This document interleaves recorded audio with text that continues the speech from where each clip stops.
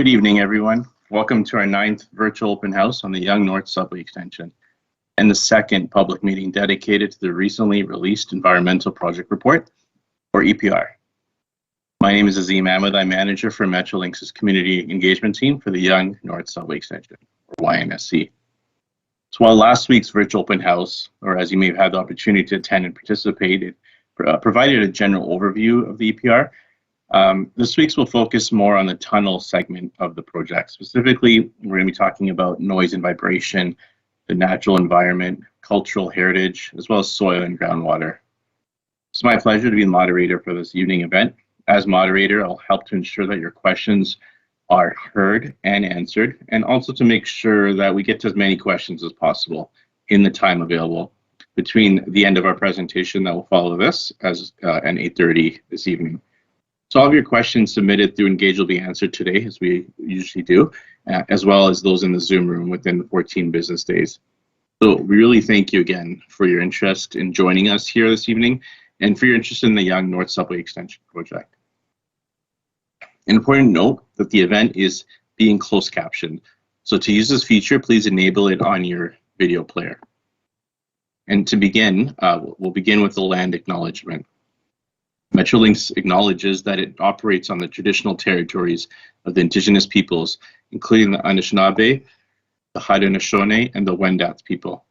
In fact, we acknowledge that the Yonge North Subway Extension is occurring on lands covered by the Gunshot Treaty 1788, signed with the Mississaugas, and which is within the Williams Treaties territory.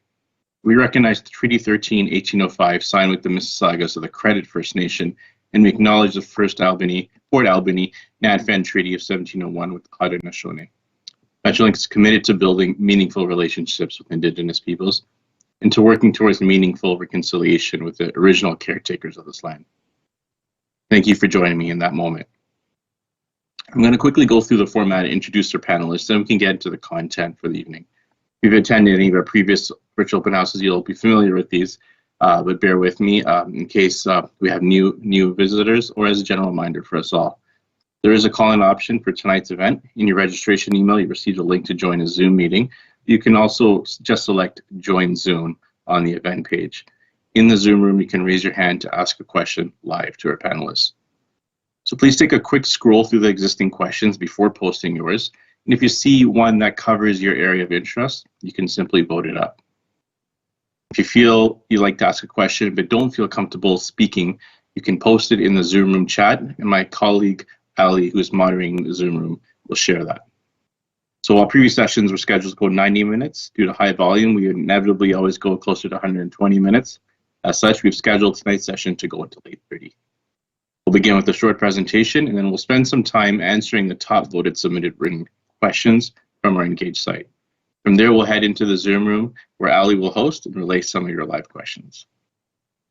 Please note that written questions will be answered based on votes, while call-in questions will be taken on a first-come, first-served basis. Of course, we always want to get to as many questions as possible, and we'll aim to keep each question and subsequent answer to 3 minutes. And of course, we'll always answer all questions posted to Engage or in the Zoom room chat, even if we don't get to them tonight. The team will respond as soon as possible and post the answers to the site.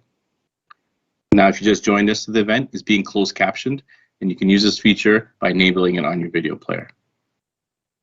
On behalf of the panel, we look forward to the productive and positive conversation that will be ahead of us. We appreciate the ongoing connections we have with all of you and the time you've taken out of your evening to attend tonight. Now to our panel. Our panel tonight includes Stephen Collins, who's the program sponsor for YNSC, Mike Savaro, Vice President of Subway Extensions for the Metrolinx Capital Projects Group, Kevin Coulter, Senior Environmental Planner and Technical Advisor, Leona Hollingsworth, Director for Community Engagement 905 Region, Maria Zenchenko, Manager of Environmental Programs and Assessment, Maria Doyle, Manager for Property Acquisitions. We have Sam Kalendran, who's our engineer and a technical advisor. And we have Ali McHugh and Zara Hakim from the Yonge North Subway Extension Community Engagement Team, who'll be taking your questions from the Zoom room. So thank you again, welcome. And we also welcome to our elected representatives. We have Mayor Scarpitti confirmed in attendance. And for any and all other elected officials here joining us, we welcome you as well. And thank you for your interest. At Metrolinx, we do begin each meeting with a safety moment. Safety is a core of everything we do. For our safety moment tonight, I have a good reminder, courtesy of one of my colleagues, who shared a story today of her nephew and niece who had an incident at their Toronto school recently, and the school subsequently went into lockdown. They were unable to reach their mom who was at work, and they didn't have their aunt's, my colleague's phone number written or memorized. Thankfully, ultimately, they were safe and everything was okay, but it was a really stressful situation that could have been resolved with a conversation. Of course, as adults, we know who to contact, but it's always important to explain to kids who their backup contacts are and have this conversation as a family beforehand. Perhaps having a list of numbers laminated inside their bag or binder. This is a good reminder for us all, both as parents as well as aunts, uncles, family friends, and grandparents. Does anyone else have a safety moment on the panel they'd like to share? Seeing none, so I'll continue. So we'll move on to the slides. Onto the first slides, which previews the calendar of virtual open houses. As we can see, we had our first virtual open house last week, which was an overview of the environmental project report addendum in itself, as well as a summary of our findings. This was last week, and tonight, we're speaking about the tunnel segments, as I mentioned, noise and vibration, natural environment, cultural heritage and cultural heritage buildings, as well as soil and groundwater. And then next week, March 2nd, we'll be discussing the surface segment, including more topics on noise and vibration, natural environment, as well as air quality. And then finally, our final virtual open house for the EPR will be on March 10th, which will discuss the overview of the engagement and overview of what we've discussed. So with that, I'm going to pass it off to my colleague, Stephen. Thanks, Azim, and good evening, everyone. Thank you so much for joining us tonight. If you can just go to the next slide, please. I've only got a couple of slides here that I'll be speaking to, and I always like to start our presentations with the compelling reason why all levels of government have identified the Yonge North Extension as critically important. This extension will complete the missing link and create the much needed rapid transit connection between York Region and Toronto. The benefits of the project are running down the left-hand side of the slide and are a strong indication of a high-performing transit project. The subway extension will attract 94,000 daily riders, saving them 22 minutes each way on their daily trip. That represents real time that people will get back into their lives to do more productive, enjoyable things than commuting. Reducing greenhouse gas emissions and bringing 26,000 more people to within a short walk of rapid transit, and it will also help manage congestion by removing 7,700 kilometers of vehicle traffic during the morning rush hour. And as a reminder, our confirmed station locations are being advanced given they provide the highest number of riders, maximize the transit network connectivity, and place the stations where the most people and jobs will be over the lifetime of the subway project. And when we think about the lifetime of the subway project, that really is in the 80 to 100 years of time. And we are also advancing planning work for both Royal Orchard and Commerce stations, but we still continue to label them as potential until the work concludes and funding commitments are confirmed. We look forward to working with the province and with the municipalities to continue this work, which will build stronger connections, attract more new daily riders, and support sustainable and healthy communities. Next slide, please. Just a quick sort of overview of our project timeline. We're obviously sort of in the mid-winter 2022 area, and we're really at a critical point in the implementation of the subway extension. As presented on this slide, we are about to move into the very important completion of the EPR addendum. We're obviously in the consultation phase right now with the public review period, and as we move through March and April, that will be sort of the updates based on the valuable public feedback that we're receiving through engagement sessions like this, and the ultimate review by the Ministry of the Environment, Conservation and Parks. A couple of additional things to point out. We are sort of on the eve of the release of our request for qualifications for the Advanced Tunnel project, and that really is the start of the procurement process, which is where we bring on a contractor to help us design and build the subway tunnels. That procurement process is set to get underway this winter and really conclude sort of the full procurement process in summer of 2023 to get us into a position of starting that construction in sort of summer 2023.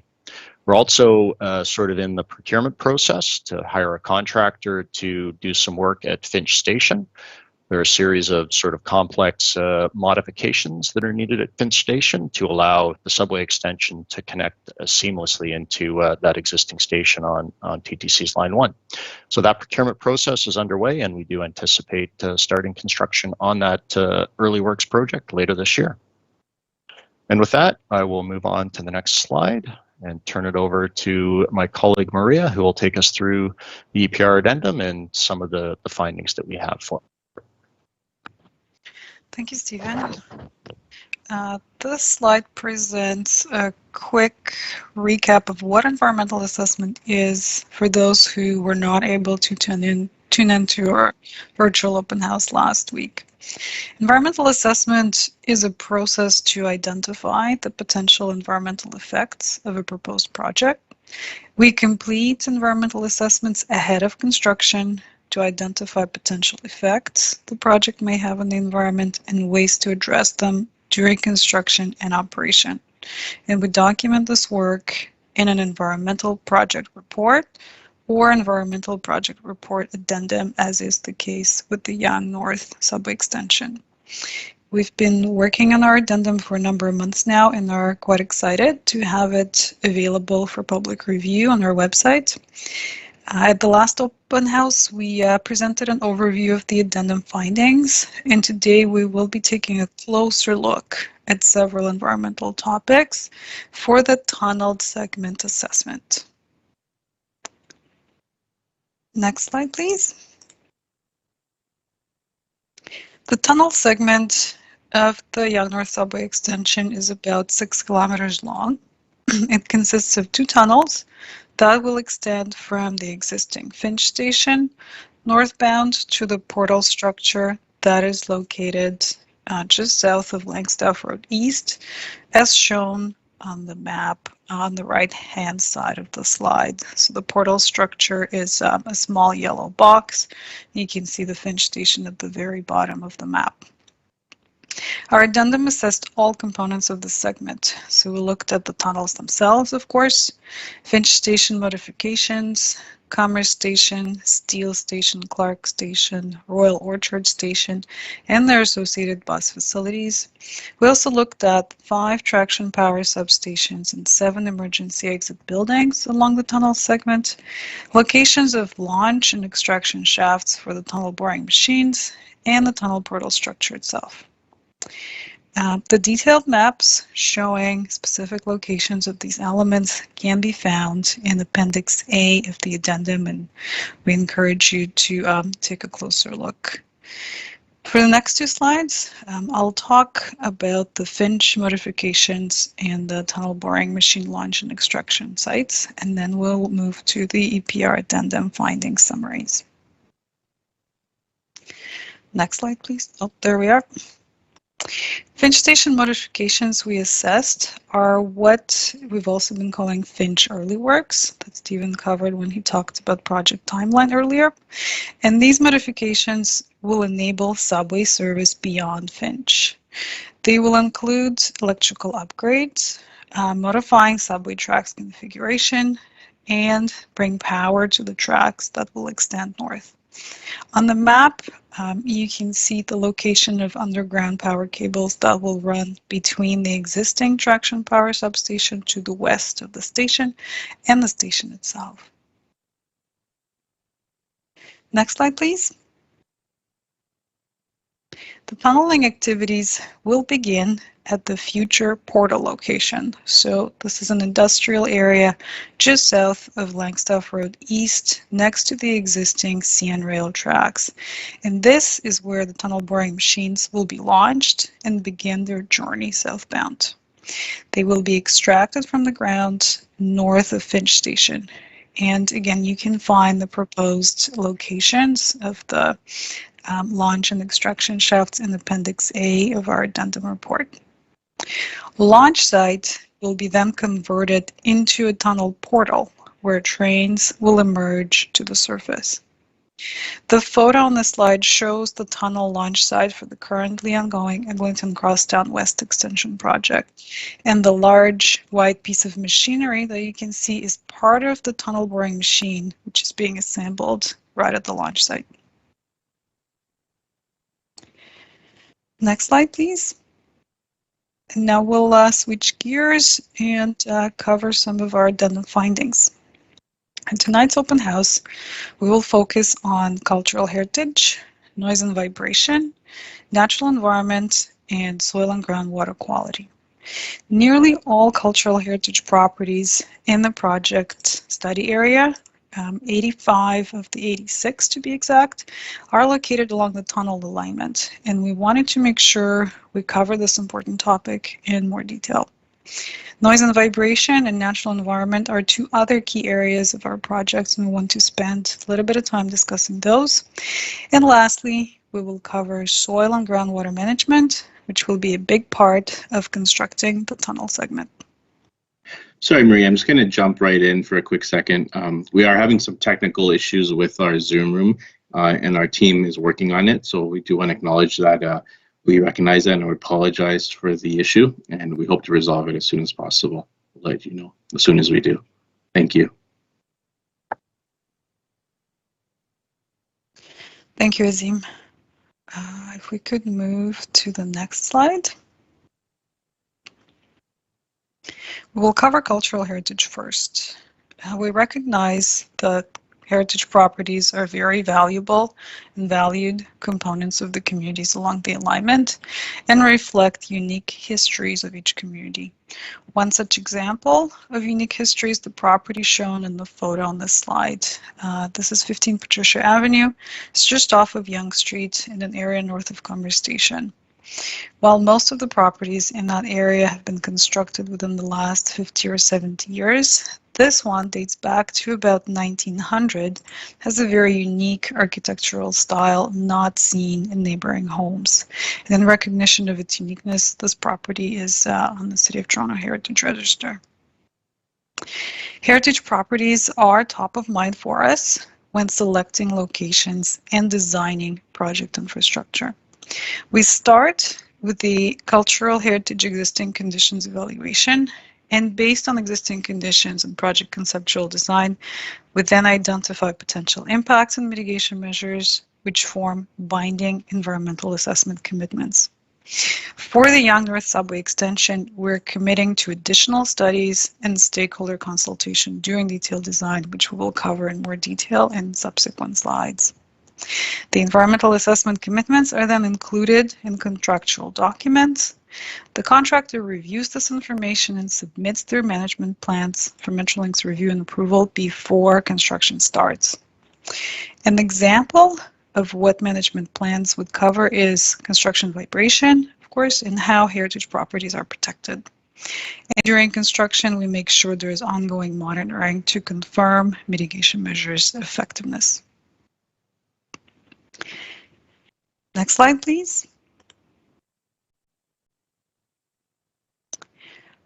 Along the entire alignment, we identified 86 known or potential heritage properties, and 85 of those, as I mentioned, are along the tunnel segment, mostly within the Yonge Street corridor. Once construction is complete and the subway extension is in surveys, we do not expect any impacts to these properties.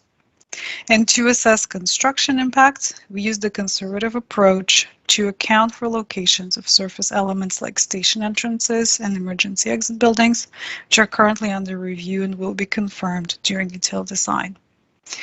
For each property that is near such a surface element, we define a range of impacts and corresponding mitigation measures. Staying completely outside the heritage properties is our preferred approach. And where a forthcoming feasibility review shows that this isn't possible, feasible, we need to, for example, situate a surface component on a portion of a heritage property, we will complete all required technical studies and consult with the municipalities, Ministry of Heritage, Sport, Tourism and Culture Industries, and other stakeholders on the property-specific solutions like conservation plans, and to ensure that the surface infrastructure is designed in a sympathetic, compatible manner. Next slide, please. We found that up to 43 properties may be subject to construction vibration effects as they're located above or in proximity to the tunnel or surface construction areas. It's important to note that not all heritage structures are susceptible to vibration, and further vibration level generated by the tunnel boring machines is expected to be quite low and generally below the vibration limit for a heritage structure susceptible to vibration.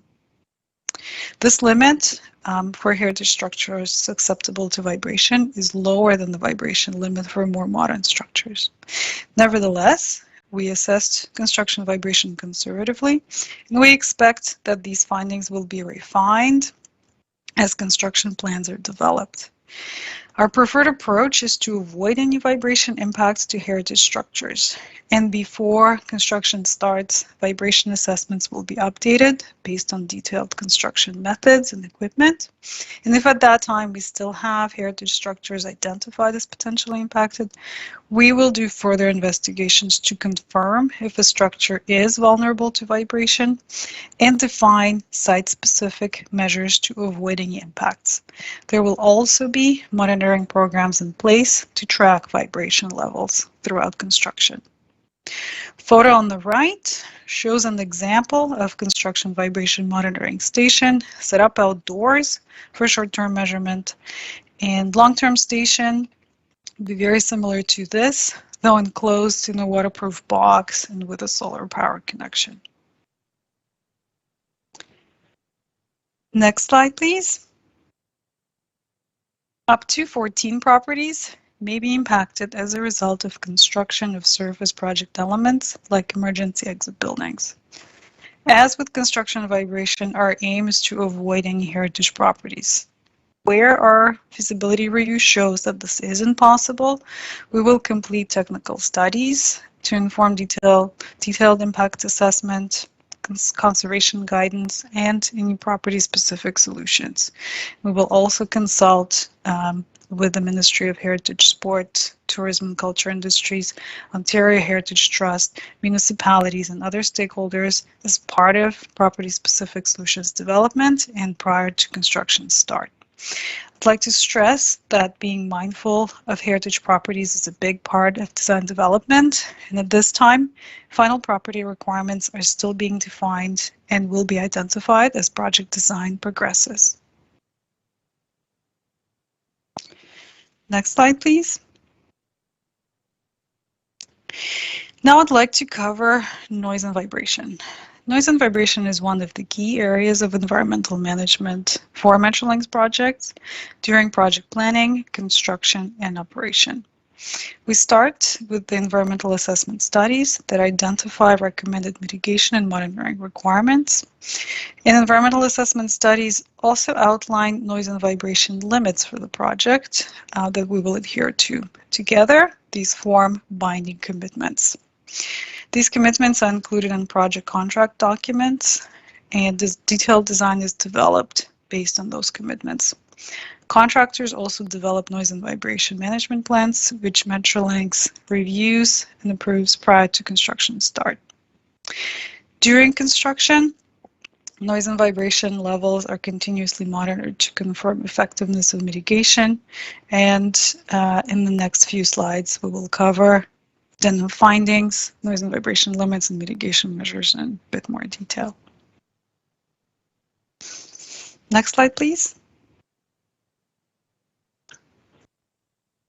Just before we dive into the noise and vibration limits, or criteria as we sometimes call them, I wanted to provide a quick review of the types of noise and vibration that may be experienced. And if you read the report, you're probably familiar with those terms. Subway trains are electric, and the main source of noise and vibration is actually the interaction between tracks and train wheels. When trains travel at the surface, this interaction produces airborne noise, which is sound that travels through the air. You can see that at the top diagram on the right. This interaction also produces vibration, which is movement that can be felt. When subway trains operate underground, they produce groundwater noise. This is sound that results from train-induced vibration that travels through the ground and causes building structures to vibrate, which can be heard. And this is schematically shown on the bottom of the two diagrams.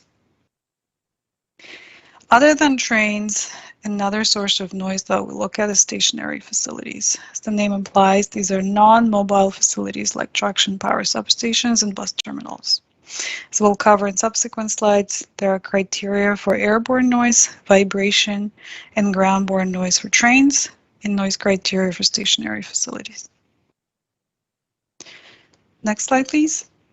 Sorry, I'm just going to jump right in one more time, Maria. Sure. Update for the Zoom room. Looks like our technical folks have corrected the issue. You may need to just refresh the page and try entering then, and it should work. A few people have tried and it's worked. So again, apologies for that, and hopefully it works for you, and let us know if it's not. Back to you, Maria. Thanks. Thanks, Azim.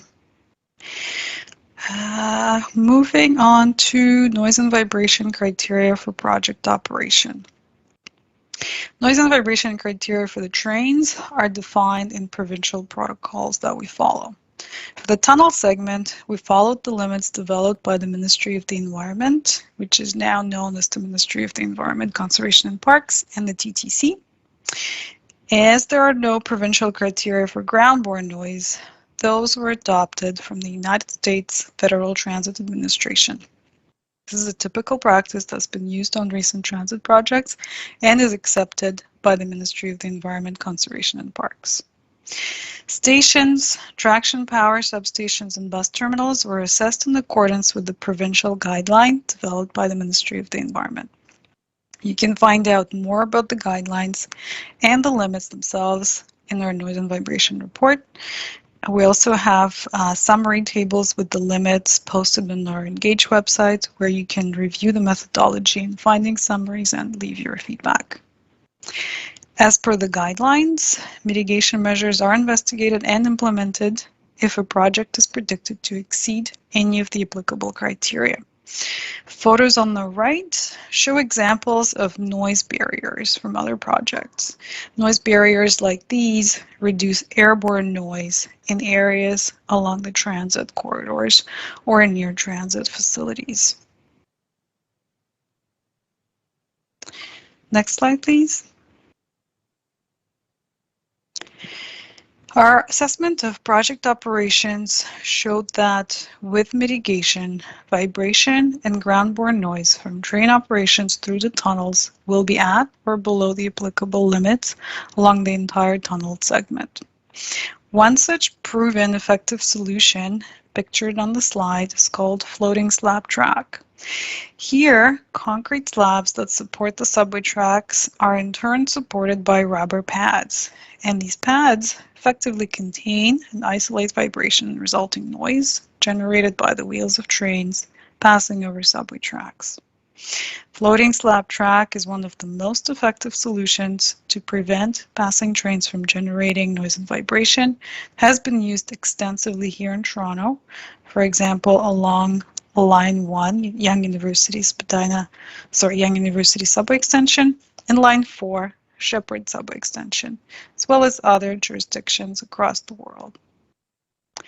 When it comes to the subway stationary facilities, our assessment shows that airborne noise levels will be at or below the applicable criteria for all facilities along the tunnel segment, including stations, ventilation equipment, bus terminals, and this can be achieved using silencers on tunnel ventilation fan systems and installing noise barrier next to the Clark Station bus terminal.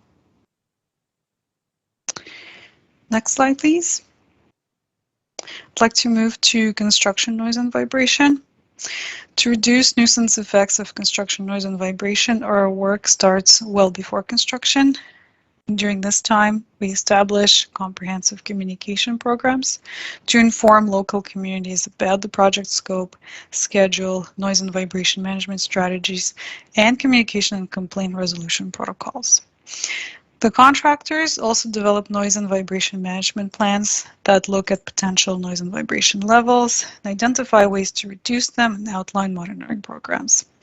Last step before construction is to implement all necessary noise and vibration mitigation.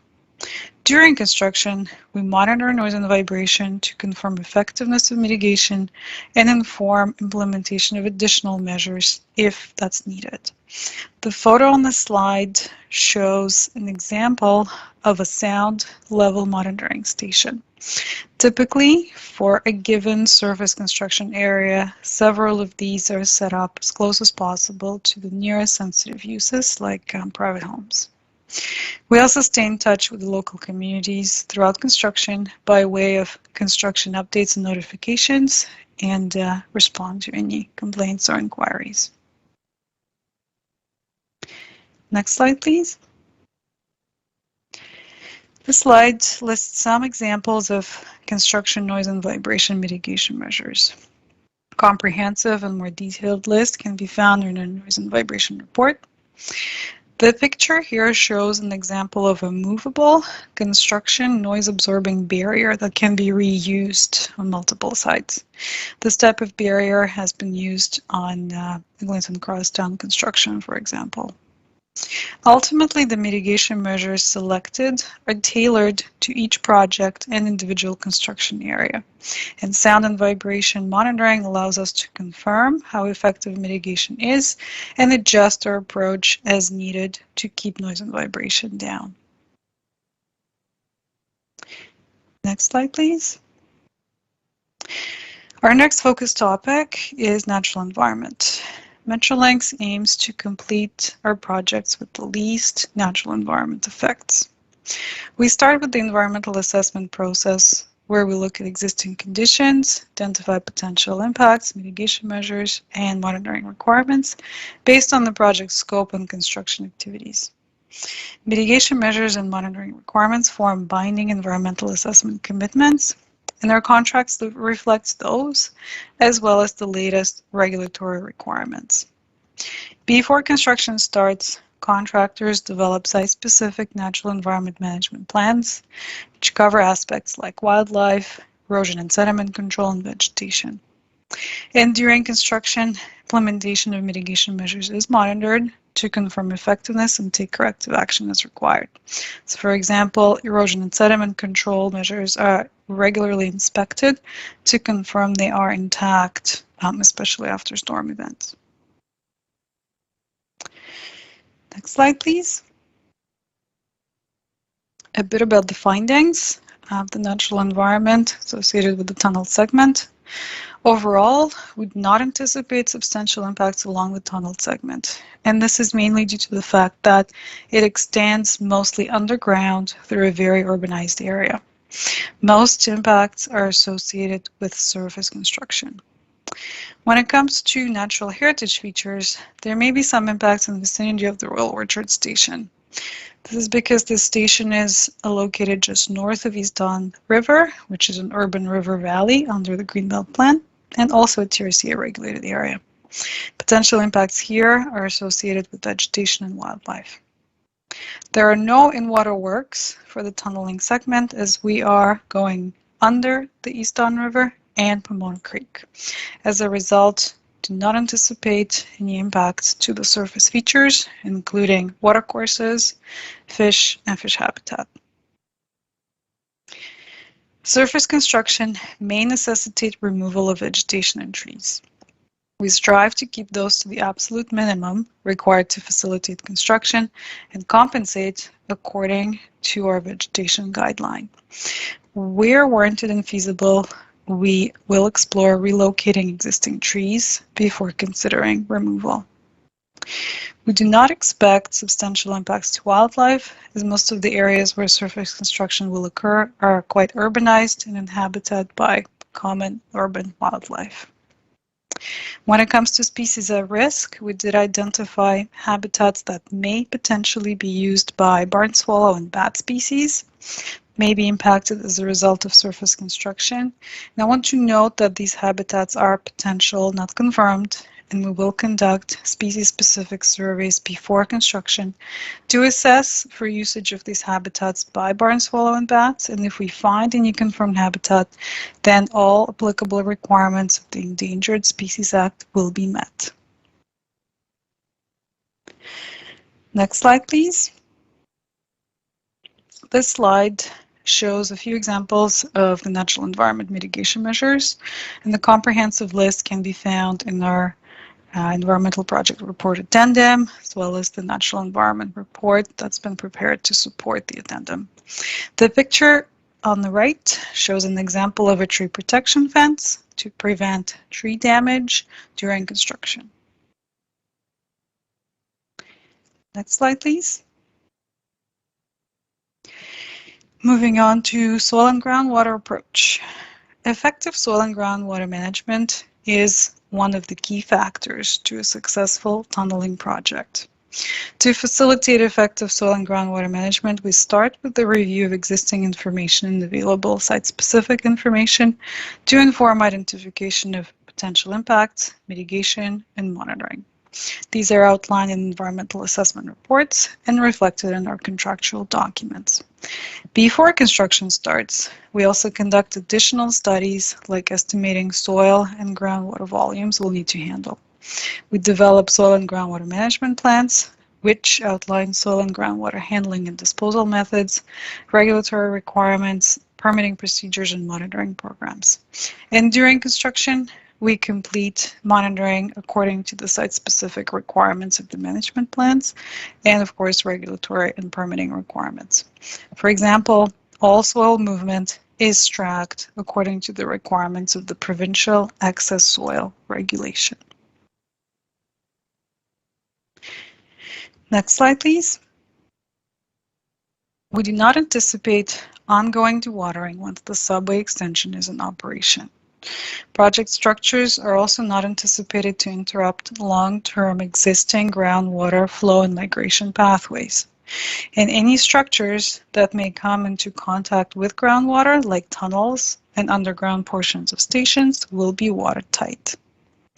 Picture on the right shows the Eglinton Crosstown project tunnel. Tunnel construction today offers many options to ensure structures are watertight.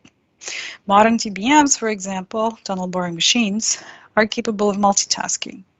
While they excavate in the front, they fill the perimeter of the area that's already been excavated in the back with grout, which is a substance that hardens quickly and prevents water from entering the tunnel.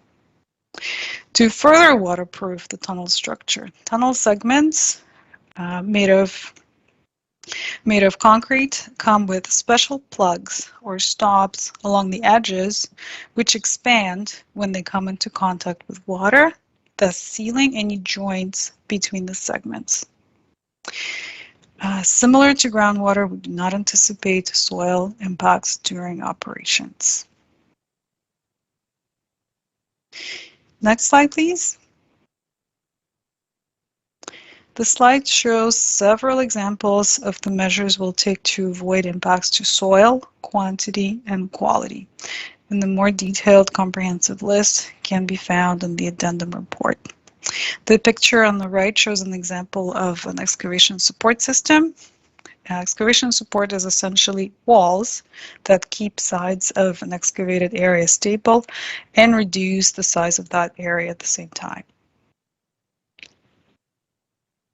Next slide, please.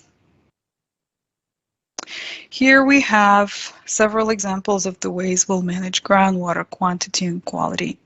Again, a more detailed list along with potentially required permits and approvals and the current regulatory requirements we'll meet can be found in our addendum report.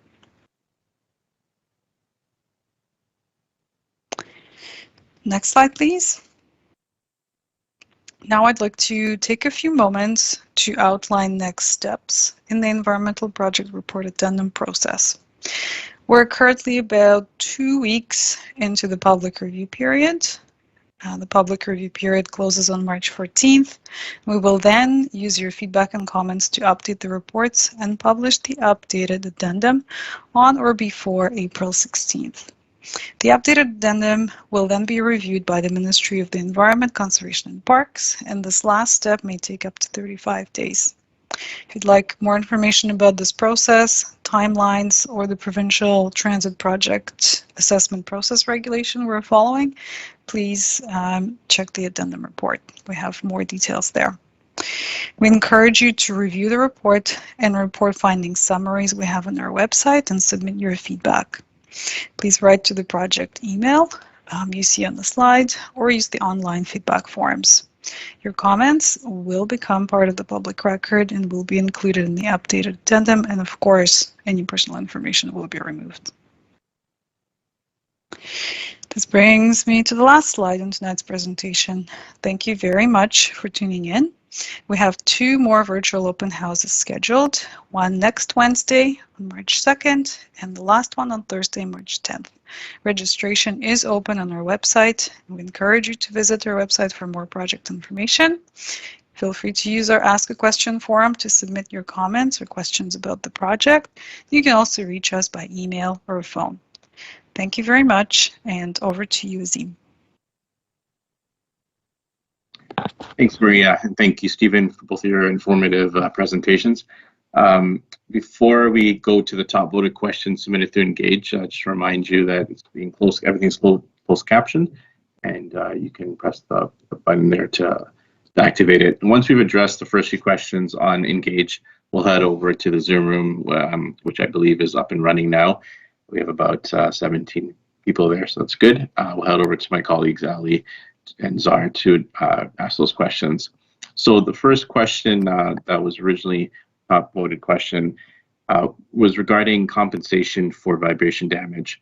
So this question I will throw to you, Sam, in a moment. But the question is, the builders of our homes could not have anticipated that there would be prolonged exposure to the vibrational effects of underground trains. So whatever steps are taken to mitigate damage due to vibrations would have been minimal at best. My fear is that structural damage to our home will ensue from a subway under our neighborhood. So what steps will be taken by Metrolinx to monitor the structural integrity of the homes during and after subway construction? Metrolinx is planning to do nothing. How should we monitor structural integrity ourselves, and to whom should problems be reported to? How will we be compensated for vibrational damage, and how quickly? Well, Sam, I'll throw that question to you regarding vibration damage. Great. Yeah, thanks, Azim, and thank you for this comment. And we definitely understand the concern regarding vibration in the community. Using readily available and proven vibration mitigation measures such as floating slab track, the vibration levels in the Royal Orchard community are predicted to be below the level of human perception. The operational vibration levels are an order of magnitude that is, at least 1/10 lower than those levels that would cause a concern for potential damage. And just to clarify, this is a limit for potential damage, not where damage will definitely occur. And just as a bit of further context, the vibration levels from passing trains are also going to be significantly lower than the limit for ancient heritage structures that are particularly vulnerable to vibration damage. In terms of construction vibration, contractors will complete precondition surveys to document the conditions of existing structures. Vibration during construction itself will be tightly controlled and monitored so as not to exceed the vibration standards for potential damage to structures. And I'm happy to elaborate a bit further on just those final comments that Sam noted regarding monitoring. So we go through an extensive program before we start construction to do geotechnical testing, which many folks have likely observed in and around their neighborhoods or along Yonge Street. As well, we undertake a series of precondition surveys of all of the structures and buildings in the area. So if the tunnel is passing near your home or business, within the next year or so, we'll be looking to knock on your door and come and do it's an inobtrusive precondition survey. But the idea is to set the baseline and understand the current conditions of the structure. And that will help us not only understand and be able to determine if there is any damage from the work. And I should pause and say that that's very unlikely, as the data that we collect through geotechnical testing, as well as through those precondition surveys, are provided to our contractors so that they can model and understand potential ground movement and settlement during the construction period. So they have very strict requirements in terms of what the allowable settlement is, and we're talking in the millimeters. And the concept really is that if it is predicted that the settlement will be greater than the allowable amount, they'll need to follow through with some additional steps to either investigate that structure further and propose mitigations. And those mitigations could be just something as simple as how the tunneling machine is operated and how it is to pass by the structure in question. So that's the approach there, and I think we've done this successfully around the region. We and TDC have done a number of tunneling projects. I think you could also point to, if we're thinking about the age of the structures, perhaps in the Thornhill or the Royal Orchard area, we've also done work in close proximity to other sensitive infrastructure, like pipes and hydro facilities. So we did encounter on Eglinton an old 100-year-old brick sewer that we needed to work with. And in that case, I think it was determined that that sewer was not going to be able to withstand the pressures of the tunneling, but also of the station construction nearby. So we took a proactive approach to relocate that.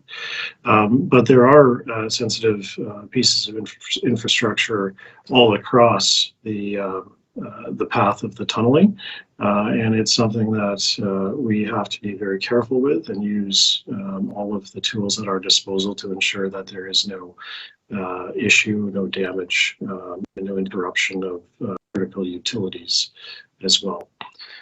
In the event that there is an issue, Metrolinx, we are in the process of establishing a community office.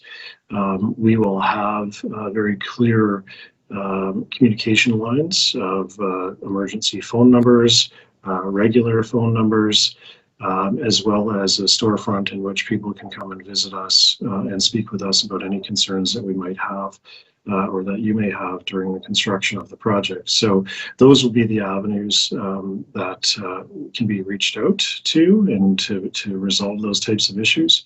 But if you are in close enough proximity of the tunnel work to have a pre-condition survey done of your house, we will also provide the information for further contact and communication at that point as well. Thanks. Thanks, Mark and Sam, for that. Next question we have, that's actually the top rated question at the moment.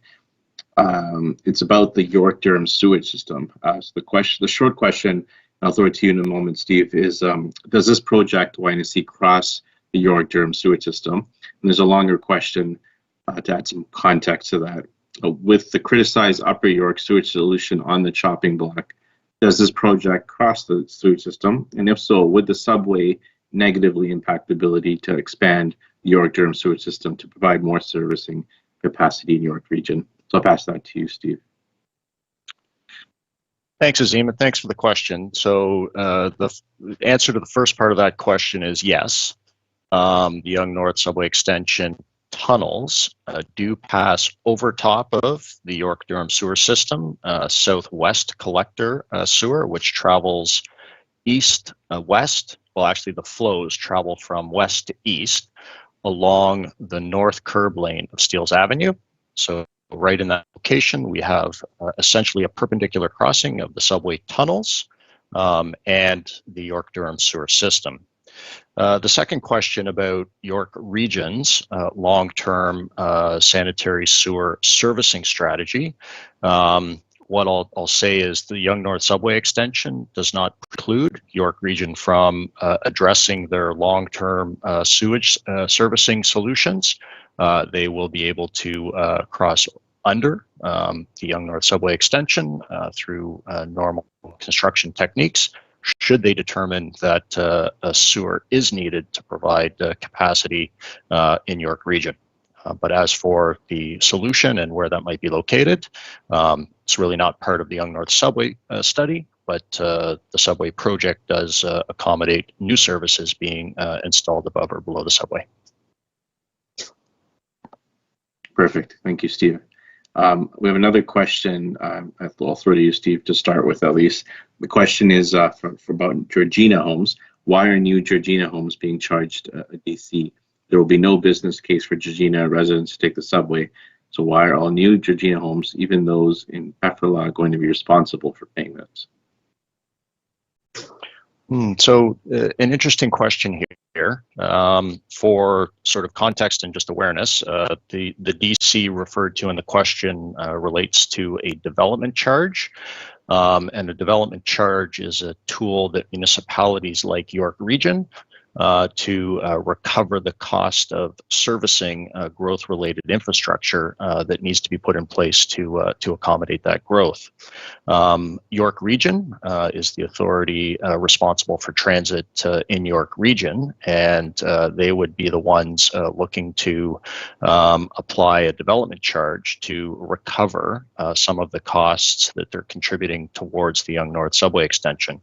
What I'll suggest is the methodology and how York Region is going to determine where the development charge for the Yonge North Subway Extension applies is a question best directed to York Region, and coincidentally, they're going through their development charge background study process and their development charge bylaw update process right now. And there should be information available on that through the york.ca website. Just for context and awareness, one thing I'll mention is the Yonge North Subway Extension is not the first subway extension into York Region. As many folks probably know, the other side of Line 1 up into Vaughan was completed and put into service back in 2017. And York Region also used development charges as one of the revenue tools to pay for their contribution to the Spadina subway extension, and applied a region-wide development charge for the Spadina subway extension. So that is what was applied on that earlier project, and sort of what I would suggest is anyone interested in this question and the original asker, refer to some of the material on York's website about their ongoing development charge background study and bylaw update. As a different and as a bit of an aside, while a lot of attention is being focused around sort of ridership that will be generated from sort of the local area around the subway extension, this is really a sort of a GTA-wide connection and piece of the important transit infrastructure within the entire GTA, or the Greater Toronto and Hamilton area. The connections that we're providing to different rapid transit services at Bridge Station create opportunities for people to change their way they travel. And it does create an opportunity for folks who live beyond the immediate vicinity, including Northern York Region, Durham, and out into sort of Northwest York, to consider taking transit options and come in and use the subway to meet their mobility needs. So just because you don't live in the area, it doesn't mean that there won't be a benefit from the subway as an option to meet your daily mobility needs. Thanks, Azim. Thank you. Appreciate that, Steve.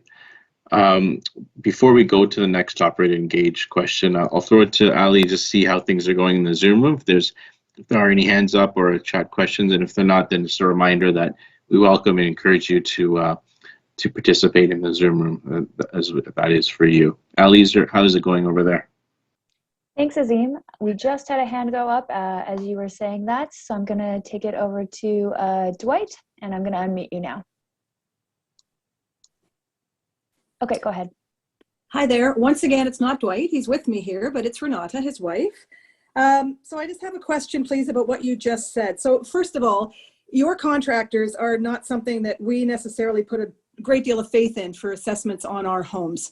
So we are going to need to get independent assessments that Metrolinx is going to have to compensate us for, I would imagine, because that's just going to make us feel that much more comfortable in this very, very, very uncomfortable situation. And secondly, unless I missed it, which I'm not sure I did, I don't think Sam nor Mark answered who pays for the damage to our homes because of the tunneling and vibration during and after operation. It was a lot of, that you're going to hit the marks on the levels of vibration, but what's in the assessment right now does not indicate that. So I'm not sure how you're going to hit that, for one thing. And without being able to determine that ahead of time, I would presume that you would not move forward with tunneling until that is corrected and determined for sure. And so I don't think you answered the question about who pays for the damage on our homes. Yeah, Thanks, Renata. I can easily answer that one, Renata. No problem there. So we pay. I just didn't quite understand the last couple sentences that you had, and I want to make sure that I really answer your question and don't leave you wanting more. So I just didn't quite gather the hitting the marks question and not proceeding until that's resolved. Am I unmuted? Yep, I just unmuted you again, Renata. Thank you. Okay. So in the assessment and the comments that are in the assessment right now, it is not, you're over the limits as it is right now. And you say that slabs and the floating slabs and the double slabs and these rubber pucks and everything that are going to need to be repaired over time when every 90 seconds subways are going to be moving over them, that the vibrations will be lowered to the acceptable standard. And we're not, as a community, we're not comfortable with that yet. I mean, if that can't be determined before you tunnel and before this is done, then this is something that you have to do. I mean, as an organization, as a company, as doing this, you can't rely on your contractors to do this because they're third parties, and we're relying on you, and you can't third party this. So yeah, we're not going anywhere. We're an agency of the province of Ontario. We'll be here longer than all of the folks on the screen and at the meeting today. So we stand behind that, and our commitment, of course, and we've followed through this on all of the projects that we've delivered, is if we cause damage, we will we will cover that, and we will ensure that things are made right. I think we're also, and I think I know where you're going on the other part of the question, and that's the 35, sorry, not the 35, but the vibration limits, and then pre and post mitigation. Those, and Sam can correct me if I'm wrong, but those do not relate to vibrations that would damage a structure. They're more around the perception of somebody that would be in the house, or in a building or in a school, and what they could feel and hear. And so that's a much lower range than what would cause any type of damage to a structure or a piece of infrastructure. So I just don't want folks to get confused between the two, because there's no world in which we would commence tunneling and risk significant damage to any type of infrastructure or structure along the route. Sam, anything you wanted to add in on that? Nope, I think you hit the nail on the head, Mark. The vibration levels from operations are different from the vibration levels for construction, and from an operational perspective, we're so far below the limits for even kind of like an ancient building. The closest thing I could think about is my desktop background, which is like the Colosseum. We're so far below the limits that would even cause a potential concern for damage for a building as ancient as like the Colosseum. So this, the operational vibration limits are 100% about nuisance and not about potential for structural damage. I hope that helped out, Renata. Thanks very much, Mark and Sam. We're going to go to the next hand up now in the Zoom room, which is from Ed. So Ed, I'm going to unmute you now. Hi. So thank you for taking the time to go over this. So I don't want to belabor this discussion from what I've heard. I'm one of the residents in the area that's going to be directly impacted with the construction. So, clearly this is, there's a lot of pros and cons of going over this, and there's a lot of people going up. What I'm specifically interested in is, over the last half hour and through several of the previous discussions, Metrolinx has pretty much assured with best intentions to minimize, to measure, to make every effort to make sure we have minimum impact, to do the best they can. Understand, applaud that overall. What I don't hear at this point is what recourse I've been put in place so that we understand what that could be, whether that's compensation, and especially when the contractors, you're going to farm this out to contractors. So there must be some sort of say, okay, in terms of during construction and during operation, you basically, if this does not go according to plan, there must be some sort of recourse detailed out for doing the operations, and recourse for those of us in residents when Metrolinx or your contractors do not execute or deliver as expected. That detail has not been provided, and I would like to see that included so that it's very clear this is what we are aiming for. If this doesn't go according to plan, this is your recourse. This is what Metrolinx and the province is willing to put forth, so that we in the community all understand what our recourse action can be. Can that be provided or put in some point in the future before you proceed? Yeah, so I'll start off and see if other folks want to jump in afterwards. Thanks for that question, Ed. I think, I'd like to really start with how we structure our contracts, and our contracts include very strict and very clear requirements around acceptable noise and vibration, as well as dust and other environmental pollutants that are permitted or not permitted for our contractors to undertake. So on another project that I'm working on, we have day and night noise limits, and those are established by type of land use, and the contractor, before they can even start the work, they need to undertake a baselining study process in the area around where that work is taking place. They need to put up,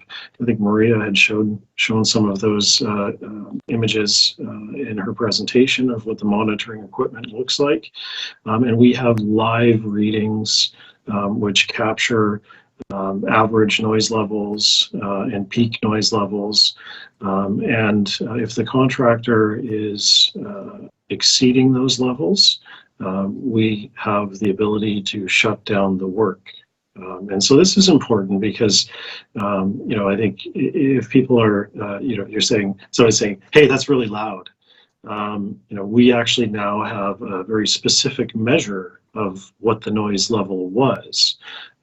They also record the noise, so we can go back and listen and see, was that actually the construction work, or was it someone enjoying their motorcycle near the microphone temporarily, or perhaps an ambulance going by with its sirens on. So we have very strict rules on that. We've also implemented strict conditions in terms of noise that can happen during the tunneling works as well. So one of the areas where tunneling has in our experience caused some concerns is around the supply of equipment to the front of the tunneling works. So the contractors often put trains in there, and they bring the tunnel liners up to the front, and then they bring the trains back. And those can often make noise as well. So we've actually implemented additional rules into the contracts on that. So I think you get the picture. We take each of those areas of potential nuisance and disturbance very seriously. We build in limits into the contract, and if those limits are crossed over or are violated, then we can stop the work and require that the contractor bring those noise levels back into compliance with the contractor. So that's the sort of nuts and bolts of the contracts. And as I had sort of noted in an earlier answer, we also are establishing a presence in the community, and so we'll want to hear from people if there are concerns. There could be concerns like parking, there could be traffic concerns, there could be other concerns raised by the construction, and these are all things that we're making ourselves available for, and we'll have I guess very clear lines of communication for residents to reach out and speak to us if these become an issue. So I just wanted to check to see if any of my colleagues wanted to jump in and supplement that answer. Yeah, thanks, Mark. I'll just sort of add in. So that was a lot during the construction period. Just sort of talking about the operating period a little bit. Quite obviously, we are making commitments to the noise and vibration levels that we will achieve, and we're making those commitments through the Environmental Project Report Addendum, which is essentially a binding document on what Metrolinx must do through the project implementation and operating phase. And as an agency of the province, we're not going anywhere. So we will be there throughout the operating phase of this project. The province will own all of the assets. Well, Metrolinx, as an agency of the province, will own all of the assets. This will be ours. We're not going anywhere. And if we're not delivering the sort of noise and vibration levels that we're committing to as part of the EPR addendum and our sort of public meetings that we're having with you, then Metrolinx will be there to make it right. So that's really the recourse is, you know, we need to do what we said we were going to do, and that is achieve those noise and vibration levels. Thanks very maybe much, I'll just Stephen. round it off from the community engagement side and just say there is a dedicated community engagement team on this project.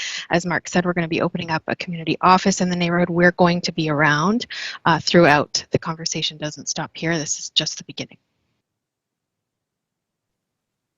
Thanks very much, Leona.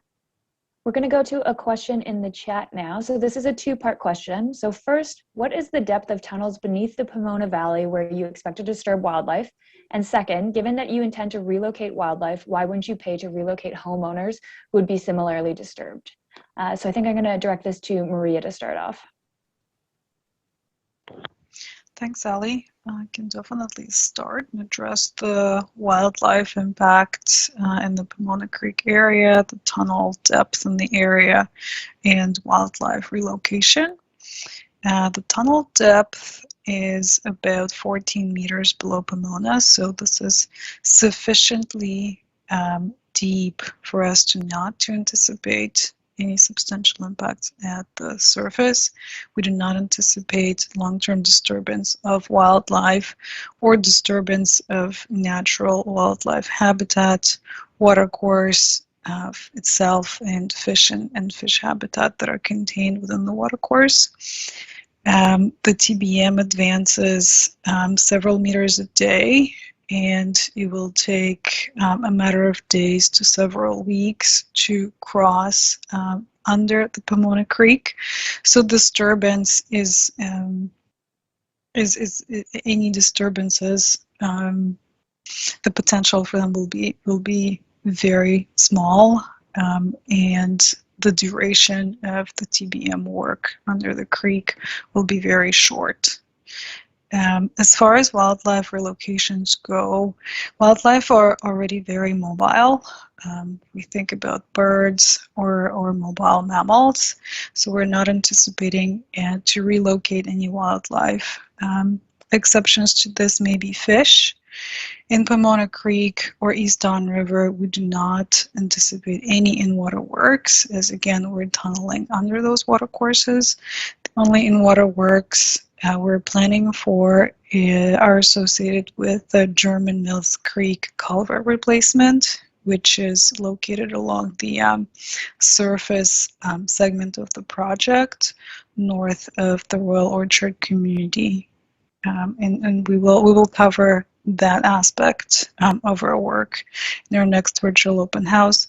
But I can say that when it comes to fish relocation, if it is required, and we try to avoid this, of course, because in general we strive to complete our projects with the least environmental impact, we will obtain all required permits and do the work in accordance with those and the fish relocation requirements.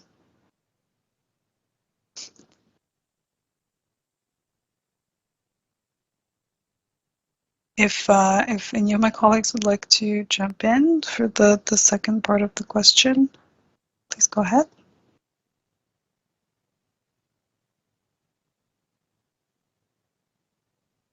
Okay. If anyone wants to jump in, otherwise, I think Maria, you might have covered it. Okay. I'm going to go to the next hand that we have up now. So Alice, I'm going to unmute you now and you can ask your question.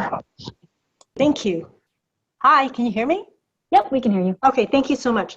So just building on Ed's comments, which I thought were really helpful, how will Metrolinx honor its prior promises of ensuring that the noise and vibration levels are imperceptible? I think that word has been used over and over at every virtual engagement session. I've heard that word being used. And I've also heard that the levels will be at a whisper. So how will you honor that promise? Will you be willing to put that in writing to residents? Because I, for one, the subway is going directly under my house, both tunnels. So I would be very interested in knowing how you are prepared to honor that commitment. Because nothing I have poured over the addendum, and there's nothing that I have seen that gives me confidence that you will be able to do that. Never mind just mitigate to the TTC levels. You just say that you will, but there's nothing concrete in the details or even in the findings. Like the receptors that you put in our communities have been, fairly, I would say, varied. They're not near the houses that are most affected. So I guess going forward, how will you honor that promise? We would like to have it in writing. And are you prepared to do that? Yeah, so Azim, maybe I'll start and then sort of the others can assist. And Alice, thank you for the question. So I'll start by describing it in two ways. Metrolinx is committed to doing what we said we were going to do. And so you're absolutely right. Through the various public meetings we've had and all levels of our organization, up to and including our CEO, we have used the word imperceptible. I do just want to make sure that I'm using it consistently. And so what we have said is that the sound levels, so the audible sounds, will be nearly imperceptible in people's homes. We use the word nearly imperceptible as opposed to imperceptible. And that the vibration levels will be below what a human can feel, which means that the vibration levels can be said as being imperceptible because a human cannot feel the vibration levels that are anticipated with the mitigation measures that we plan to put in. As far as getting it in writing, our environmental project report addendum documents our findings and sort of what we expect to achieve in the community. Our open letter from our CEO to sort of the Royal Orchard community, but the broader community, did identify that the noise and vibration levels will be nearly imperceptible within the Royal Orchard community. And so I think there are a lot of places in which Metrolinx has committed to this level of mitigation in the Royal Orchard community. As I mentioned earlier, Metrolinx is not going anywhere. While sometimes the people come and go, the organization as a whole is not going anywhere, and the commitments that are being made to not only the Royal Orchard community, but all communities along the corridor and all sort of areas of the environment that will be affected by the project. We are documenting those in sort of our environmental project report addendum, and those are Metrolinx's commitments. And we need to be held accountable to delivering those. And we are held accountable to delivering those. And so I want to sort of finish by saying that we've sort of been on this journey now for quite some time. We know that the building and operating of our subway below the Royal Orchard community is going to be a challenge for the community. We know that. We appreciate it, and we want to work alongside the community to continue to understand how we can address all of the concerns, especially as we're building the project. Mark Chavarro mentioned sort of how we contract for this work. And Leona talked about how we're going to have a presence not only in our community office, but sort of people on the ground, sort of being able to engage with residents and answer questions. And so as we are building our project and identifying sort of those things that are happening in the community, we want to be there to be able to answer your questions and address any issues that arise during the construction period. And as we move into operations, again, Metrolinx is not going anywhere. We own these assets. We've made commitments to the levels of noise and vibration that we're going to achieve, and we will stand by those commitments that we're making. Thanks very much, Stephen. Going to go to Peter now for the next audio question. So Peter, I'm going to unmute you and you can ask your question to the panel.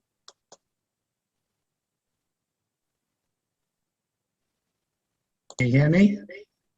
Yeah, we can hear you now. Okay, very good. Good evening. My question is actually very similar to the question Alice just asked you, but it builds on that. And so it won't require the same lengthy answer. During the February 3rd meeting with York Region, Mr. Verster indicated that the noise and vibration for houses where the subway runs beneath homes would be imperceptible. Stephen Collins just now clarified that that's actually meant to be nearly imperceptible. Fortunately, though, Mr. Verster went further. He said that it would be no more than a whisper. The vibration level for a whisper is 0.05 millimeters per second, or 20 decibels. Assuming the alignment remains as you want it, this is the standard the community expects.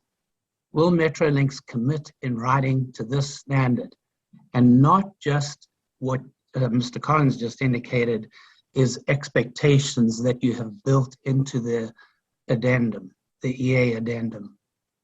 So it's a very simple question. Will you commit separately in writing to the standard of 20 decibels?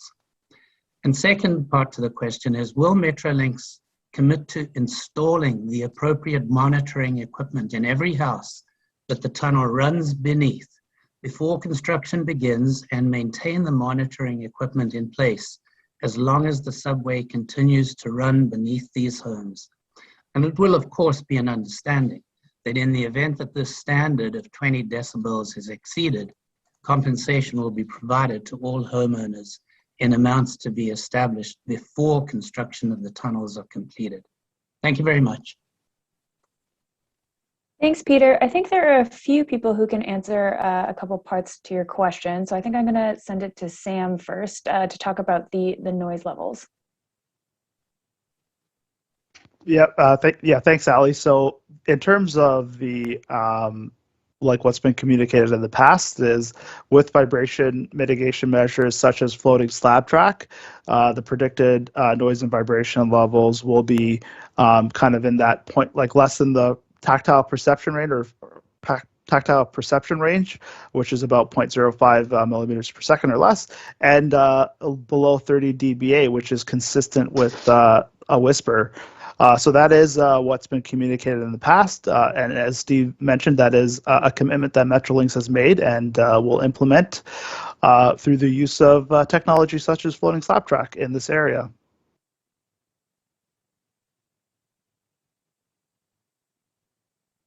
Thanks, Sam, and I'll just to build on that. So, Ali, just so as Sam indicated, the commitments that we are making is below 30 dBA, and again, as our noise expert has identified, the 30 dBA is the level of a whisper, and that the range of vibration is 0.05 or less, which is below the tactile perception. So I think we are continuing to be consistent with all of our speaking points, including those made to the region's special council meeting on February 3rd. You also asked, Peter, about the noise and or the vibration monitoring equipment. And so we do all of our pre-construction studies. We monitor during construction and post-construction surveys to make sure that there have been no effects on the building structures through the construction phase. The question about leaving monitoring equipment in place for the duration of the operating period, what I'll say is I think we need to take that one back to determine how we will monitor vibration levels in the community during the operating period, and sort of return to sort of, I'll say, this group with sort of a response on that. The practicality of leaving vibration monitoring equipment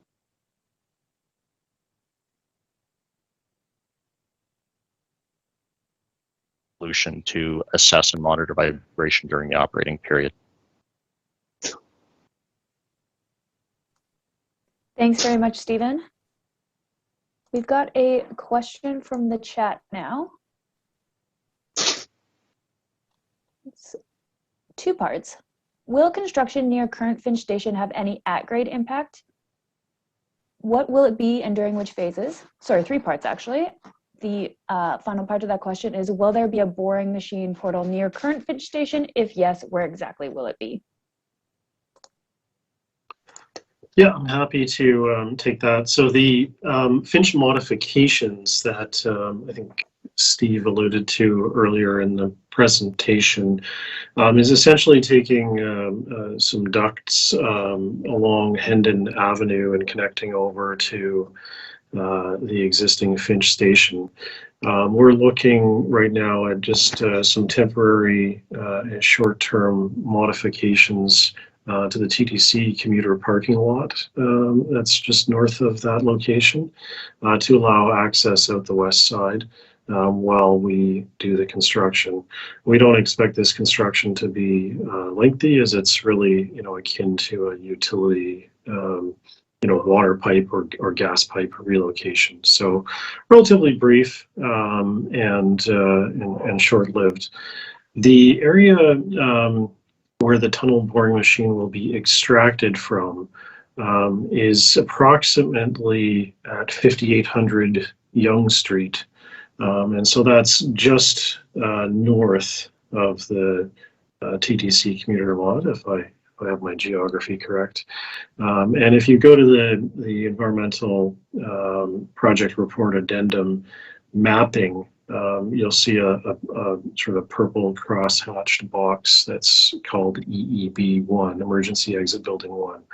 So that location right there is where the planned extraction point for the machine will be. Machines, plural. And when that construction commences, we're essentially building a square box into the roadway. So we'll need to have alternating lane closures while the piling operations take place to build that structure. So there will be some disruption and relatively short-lived for the point in time when that's being constructed. When the machines get extracted, yes, back to some lane closures at that location. What we've tried to do with our work to date is find ways to really move the roadway a little bit. So push it over to the east or to the west to allow traffic lanes to be maintained to go around the construction point. So we're working on those plans right now in collaboration with the City of Toronto and their transportation department, just to ensure that we are doing as much as we can to ensure the safe flow of traffic and pedestrians in that area. Obviously, it's a great concern because there's a lot of bus traffic in that area, so we're going to be very careful in terms of how we handle the lane closures there. Thanks. Thanks very much, Mark. We're going to go to another hand up now. So Fahim, I'm going to unmute you so that you can ask your question. Hello, remember me? Okay, so my question is about the status of Royal Orchard Station again. The reason why I'm asking this again now is, first of all, I missed the first hour, so I'm not sure if this was already answered.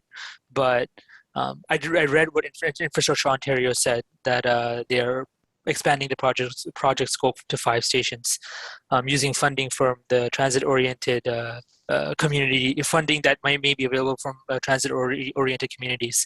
But Keith Irish also stated on his Twitter and via emails to certain residents that this station, he believes that this will be built based on what the letter from Minister Kinga Surma said, right? So my question is, based on this, why does Metrolinx still have Royal Orchard? So it's a 2-part question. Why is Royal Orchard Station is still considered to be a potential station rather than a confirmed station? And my second question is, are the plans of Infrastructure Ontario and Metrolinx both in sync, or are they distinct from one another? Thank you. Thanks, Fahim. Stephen, I'm going to send that one over to you. Yeah, thanks. And thanks for the question, Fahim. I did mention in my presentation just on the status of Royal Orchard, but I'll expand on that a little bit more, just regarding sort of making sure that everybody's clear on what the actual status is. So in January of this year, the Minister of Infrastructure, Minister Surma, wrote to the regional chair expressing an opportunity to bring Royal Orchard Station into the project scope.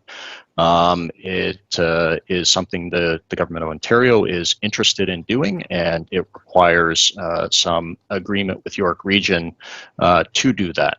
And those negotiations are underway right now for including Royal Orchard Station in the project scope. And we are eagerly awaiting the outcome of those negotiations between the province of Ontario, so the Ministry of Infrastructure and York Region, to understand sort of what the funding commitments are and when they're confirmed. In parallel with that work, we are continuing to advance our project along two distinct streams. The first stream is the sort of committed and confirmed project, but we're also continuing to advance the station planning for both Cummer and Royal Orchard so that we can maintain a state of readiness should the governments announce one or both of those stations being added or confirmed to be part of the project scope. And so what that means is sort of the activities around station planning, so location of entrances, sort of size of the station entrances, where the sort of station box will be located, how it can be constructed, sort of all of those planning activities continue for both Royal Orchard and Cummer Station. And we sort of do look forward to hearing the outcome of the discussions between the province and York Region, and we'll continue to advocate for sort of the decision as soon as possible. Hope that helps to clarify sort of the status for Royal Orchard. Thanks very much, Stephen. We have another question in the chat. So the question is, if vibration is expected to be imperceptible, why wouldn't Metrolinx commit to max vibration being 0.05 millimeters per second RMs? This is the limit of perceptibility outlined in Metrolinx's own study. So Sam, I'm going to send that one to you to start off on. Sure. Yeah. Thanks, Ali. And I think Steve has spoken to, to some extent about the commitment. So I'll comment on the 0.05. So the source of the 0.05 millimeters per second and the perceptibility comes from the Federal Transit Administration guidelines, which are reflective of a variety of types of transit infrastructure. That being said, it's the lowest level of vibration perception for transit vibration. When you compare subways such as the TTC subway system, which operates on what we call slab track or concrete bases, the level of perception is actually higher than that. It's per the MECP/TTC protocols. So the actual perception of vibration from the TTC infrastructure is closer to 0.1 millimeters per second. So just kind of to explain that difference there a little bit. Thanks very much, Sam. Next up, we have another hand, and it is from Nama. So Nama, I'm going to unmute you now. Hi, good evening. Hi, I'm going to miss you guys when this is over. I'm getting used to seeing you guys. I have, first of all, I just wanted to note that I did listen to Maria today, and it's the first time in the first presentation that she referred to Royal Orchard not as a potential station, but as a station, and she even gave the location that it's going to be. So I noted that. Sorry, excuse me, sorry. So I have a two-part question. I also listened to Maria and heard her say that under the Pomona Creek, the tunnel is going to be 14 meters deep. Previously, and in your charts, it's showing that it's going to be 21 to 26 meters deep under the Pomona Creek. And if under the gazebo, it's going to be 41 to 46 meters deep. And under the Pomona Creek, only 14, and under the homes on the east side, it's going to go back to 21 to 25. I mean, what is with the 14 meters all of a sudden? It's like a new number under the Pomona Creek. And the second part of my question is on February 3rd, we were touching on venting and emergency exits and on grid vents that are in the road. And are there going to be any between the potential Royal Orchard Station and bridge? Are there going to be any vents, grids in the road, like maybe on Baythorn, maybe on Kirk? I feel that we really, really need to know location of any potential grids. Thank you. Those are my two questions. Thank you, Nama. Yeah, I'm happy to take this question, and Nama, we'll miss you too. So we can maybe visit up at the community office when we're all back from working at home continuously, because we'd be happy to talk to you more about the project there, of course. On the Pomona Creek, I gave Maria just a very precise number there, because if you know the area well, right? When you go to the creek, it's a steep decline down to where the creek actually is, and then it's a steep climb back up to the other side. So under the houses on either side, the number that you gave is accurate. It's just at the very point where the water is at the creek level, it's lower just because of the sort of valley effect from the creek itself. So not trying to pull a fast one or change any of the numbers around. That was just a very, very sort of precise detail based on the topography of the area. We had the great question, and that's a GRATE question at the last session. The answer I gave there, and I'll give it again today, is really we're undertaking additional ventilation requirements assessment. That's coming in the next phase of the project after the tunneling's done. And at that point, we'll understand all of what we need to do with the ventilation infrastructure that would be required. And I think we understand and hear you loud and clear. You want to know where specifically any of this type of stuff would be implemented, but I don't have specifics at this point. And what I'll do is I'll just check back with the team and review with the technical experts as to when that information would become available, just so that we've got the answer. And I think we most likely have your contact information, so we could probably reach out directly to you with that answer. Thanks for unmuting me. So I have two replies. To the first one, this is from your presentation, and it shows that under the Royal Orchard ravine, it's 21 to 26 meters, and that's where the Pomona Creek is. That's the first one, first comment.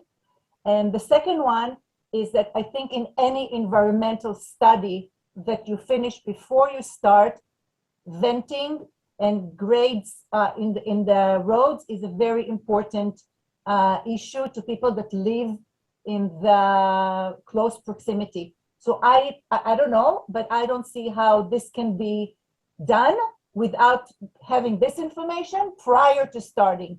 Not, oh, okay, everything is fine, this is the alignment, we're digging, oh, oopsie, we have a vent here and a vent there. Deal with it. It's very upsetting.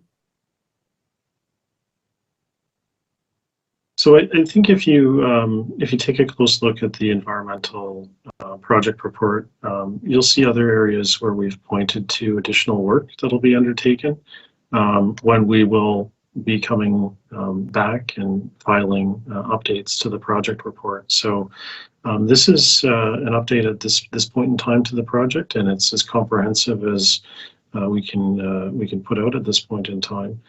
And so we do have an obligation to update the report for different requirements and changes that occur during the life of the project, and we'll obviously abide by those requirements and commitments. Thanks very much, Mark. We're going to go to the next hand up. So Roz, I'm going to unmute you so you can ask your question. Thank you. Can you hear me? Yep, we can hear you. Okay. This may have been covered earlier. I had to step out for a minute, but the Royal Orchard Station, the actual location of it, if I look at the environmental addendum report and look at the diagrams, it shows that it is actually south of Royal Orchard and significantly south because there's a steep hill there. And I would just like to find out where is the access point, the entry planned for the subway, because there's a lot of elderly people who need an accessible subway, and they're not going to be able to be going down Yonge Street on their wheelchairs or what have you to get to an entrance that's sort of out of the way. So I'd like to find out exactly where the entrance into the subway station is going to be, and if the diagram is accurate, or could it be moved up further north to actually be at Royal Orchard and not halfway down the hill. Thanks, Roz. So Ali, I can start with that one, and others can sort of support as needed. Thank you for the question, Roz. And so there's the two things that I'll say about the Royal Orchard Station. The actual location that is presented in the EPR addendum is for where the platforms will sit. And so the platforms are effectively where people will obviously get on and off the train. The entrance locations for Royal Orchard Station is something that we're going through the planning phase right now.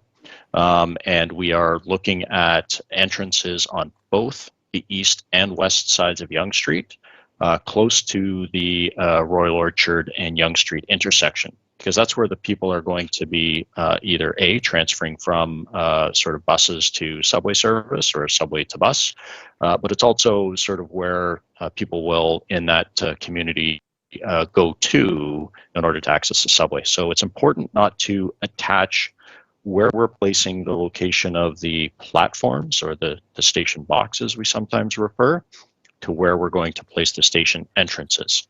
The station box is located where it is because there's a series of very technical requirements as to how close the platforms can be to where the curves start north of Royal Orchard Boulevard. There's certain minimum distances that have to be protected from the end of the platforms to where the first curve can start.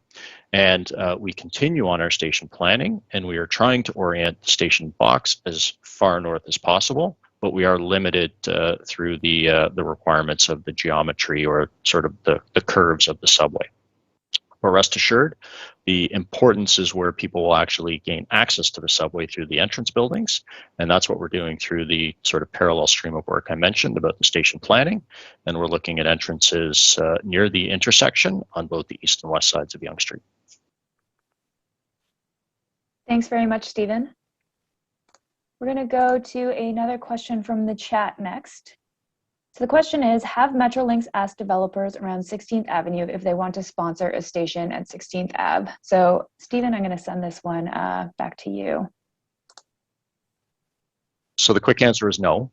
Our sort of current project scope and the project that we're working towards is high tech as the terminal station for the project that we are sort of committed to and delivering. We have spoken and presented a number of times about the opportunity that bringing the subway to grade and running it along the CN corridor presents, and that opportunity is a more simple northerly extension at some point in time. Our CEO has also expressed his personal opinion that sort of extending the subway further north is sort of interest and providing that additional subway service further into York region. But it's important to make sure that we're talking about the confirmed project scope as we know it today, and that sort of stops at high tech with the sort of train storage facility that we're planning for north of High Tech Station. And so it's important that people don't look at that track work that we're planning north of High Tech Station as potential track that sort of service could be provided upon, because that trackage is required for the storage of those trains that are going to service the extension. Thanks very much, Stephen. We've got one more hand up right now, and then I think I'll send it back to you, Azim. So let's go to our last hand up for now, and that's Joe. Joe, I'm going to unmute you so you can ask your question. Hi there. Just a really quick question. It was kind of a follow-up one to a question that was previously asked, and perhaps I'll ask it a little more succinctly. But this is more so to Stephen. Stephen, you indicated that you have a great deal of confidence that you guys will be able to achieve the, call it 20 to 25 decibel noise level, as well as the 0.05 millimeter per second vibration level. I think that's great that you guys have that confidence. And I guess the question is, why haven't you put that into the environmental addendum? Because the numbers in the environmental addendum are significantly higher than the numbers that you have a great deal of confidence reporting on. So thanks for the question, Joe. And really just to clarify, I don't believe Metrolinx has ever committed to noise levels in the 20 to 25 dBA. Sort of a previous person asking a question did sort of indicate that our CEO mentioned the word whisper at a regional council meeting, and I've heard that Sam Calendron, our noise and vibration expert, has said that sort of a whisper can be considered in the 30 dBA or less type category. And what all of our sort of analysis and commitments to date have been is that we will be nearly imperceptible on noise, and we'll be below the level of human perception on vibration. And I believe our EPR addendum does sort of align with those sort of verbal commitments.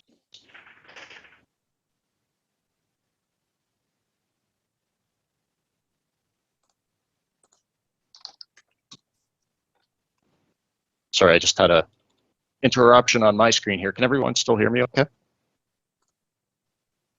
Hello? Yeah, there was a short pause there, but we can hear you now. You can hear me now? Okay. Apologies for that. One of the benefits of working in this virtual environment is our reliance on the technology that we're using. And so our commitments have been, and the information that we presented is that the sort of noise levels will be 29 dBA, which is below the 30 that we're committing to in the EPR addendum. And that our vibration levels will be below the human perception. So I think we have been consistent through our messaging and through sort of what we are committing to as part of the EPR addendum. And happy for sort of Sam to sort of continue to sort of answer the question here. Yeah, thanks a lot, Steve. And so, yeah, that kind of messaging regarding the less than 30 dBA is in the assessment. And I think one of the things that I'm taking back from this conversation is you'd like a corresponding kind of statement on the vibration levels. Just to explain that a little bit further, Joe, is that in order to achieve a sound level of 30 dBA or less, the corresponding vibration level would have to be like well below 0.1 millimeters per second. But yeah, no, it's a good comment to make, and we'll make that kind of clearer in the updated report. So thank you. Thanks very much, Sam.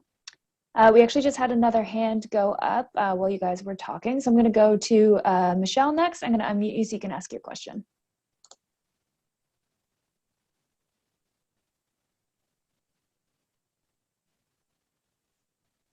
Hopefully I'm not. Oh, no, I'm not. My question has to do with when you reference 14 meters under the creek and 41 meters under the gazebo, are we talking from the very bottom of the tunnel? And if we are referencing the very bottom of the tunnel, what is the height that the tunnel will then be expected to be?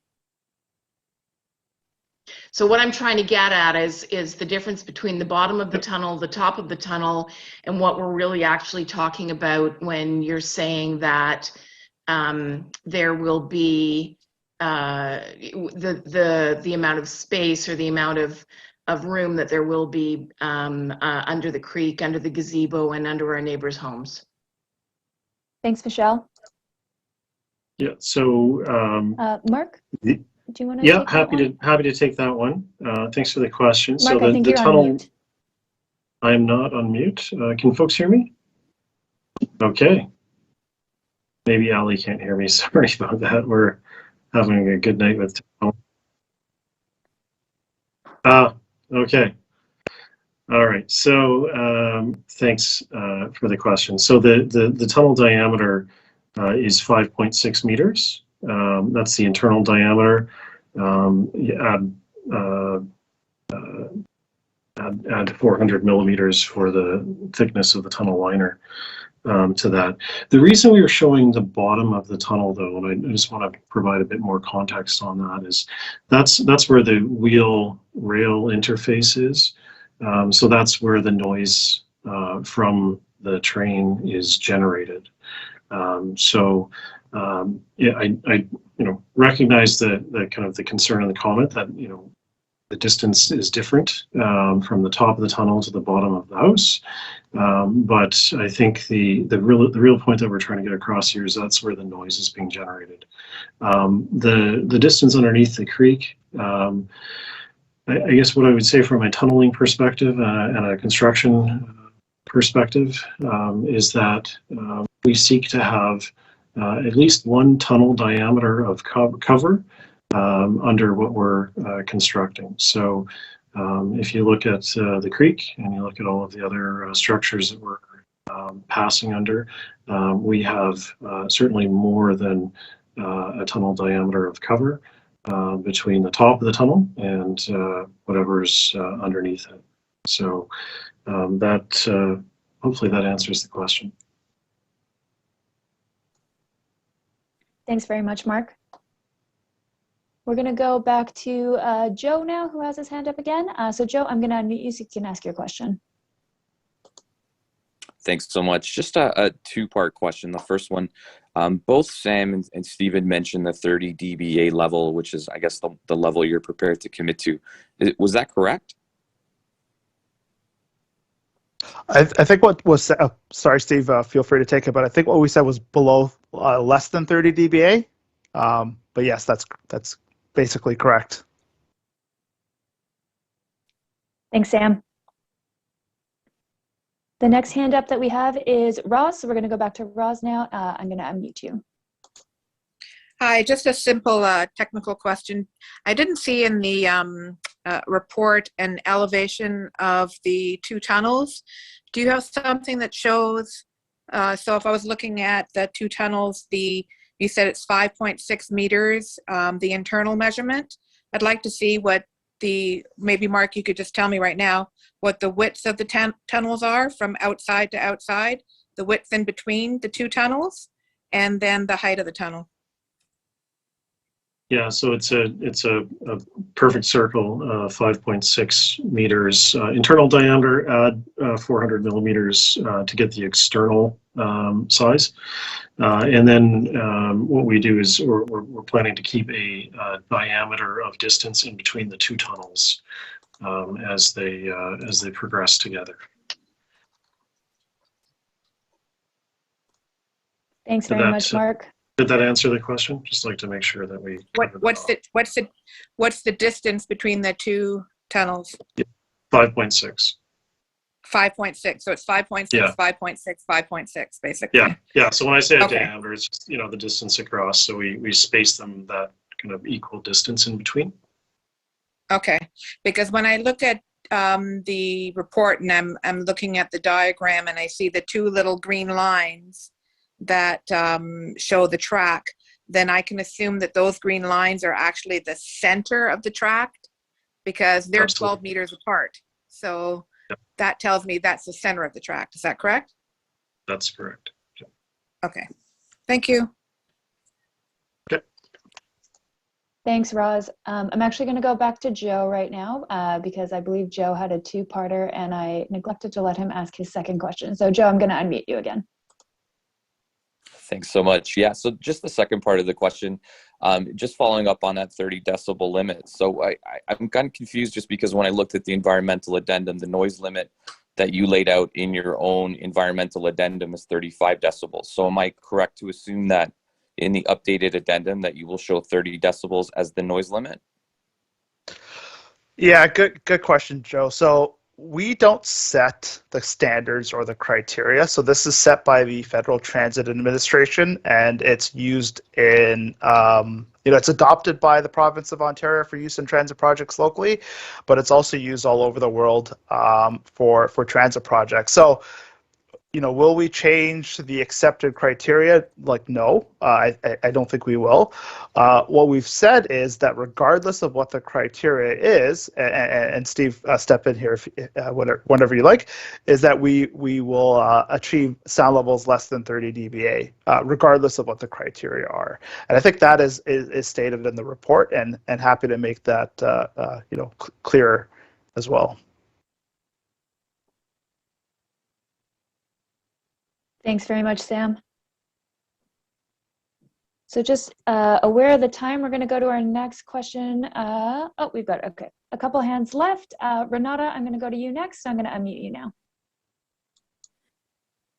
Thank you. So I just have a question. Our backyard neighbors are having some work done on their chimney. So there's scaffolding there, but so this is in our backyard on the other side of their backyard to their house. We can hear and feel the banging that they're doing on our second story in the front of our house. So my question is, when you talk about vibration, how is it going to be mitigated in the concrete tunnels that come up through the ground underneath homes? How is that going? I don't really understand that. I understand the slabs and the pucks and all that, but that cannot solely keep the vibration of subways going back and forth every 90 seconds without it resonating into the ground, into the concrete tunnels, and then us feeling it above ground. So how does that work exactly? Yeah, I'm happy to answer this question, and thank you. So I don't know exactly the context of this issue with your neighbors and the vibration and noise generated by that. What I suspect is that you're maybe not just feeling the vibration, you're probably feeling what we call the airborne noise and at very loud sound levels, such as like a hammering or things like that. It's sometimes perceived as vibration because it's so loud it actually tends to rattle windows and things like that. So I can't really comment on that, but in terms of the mitigation of vibration at the source, which is the most effective way to control vibration, what we have here is, and I'm not sure if we could go back a few slides to where we show the floating slab track, is we have a concrete slab sitting on rubber pucks that is in turn sitting on the base of the tunnel. Now these concrete slabs are quite heavy. They're in the order of I think 2,400 kilograms, so kind of like almost as heavy as a car.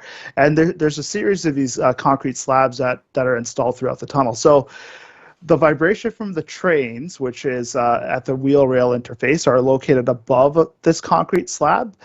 And then the concrete slab itself is sitting on rubber pucks. So we have two things working for us here. Number one is and I'm getting a little too technical here, so apologies. Number one is we have the mass of the concrete slab, so the train itself has to vibrate that concrete slab first.